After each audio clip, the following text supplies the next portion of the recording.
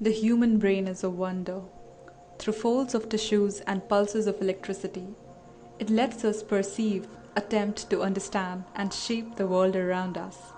Given the centrality of the brain to human health, its malfunction should be a priority, separated from stigma and treated on par with the diseases of the body.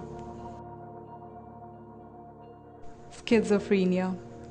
This serious psychiatric disorder is one of the most disabling mental health issues.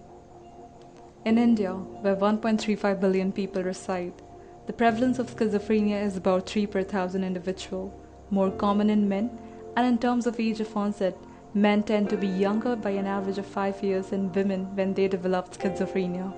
It can cause disordered thinking, delusions, and hallucinations. It affects how a person feels, thinks, and behaves.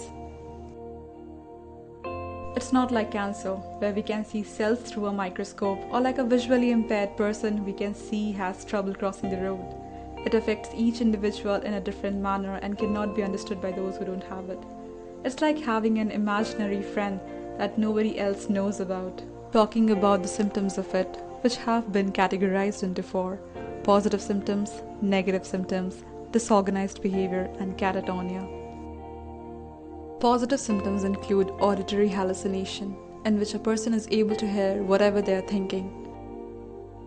It also includes thought sonorization, in which a person does something and when asked why, they say somebody else made them do it. Positive symptoms also include sudden mood changes from happy to sad. Negative symptoms include apathy, that is lack of interest in surrounding, avolition, that is lack of energy to perform tasks or goals, anhedonia, that is lack of pleasure from previously pleasured activities. Whereas disorganized behavior include doing weird things, like wearing 2 to 3 clothes on a hot day, or collecting something from the garbage, or scribbling something all day. Catatonia represent motor symptoms characterized by echolalia, that is mimicking others' speech. Violent behavior may be seen commonly in untreated patients. However, schizophrenic patients are much more commonly the victims of violence rather than being perpetrators. Suicide is the most common cause of premature death in patients with schizophrenia due to major depressive episode, increased symptoms, comorbid substance use, and unemployment.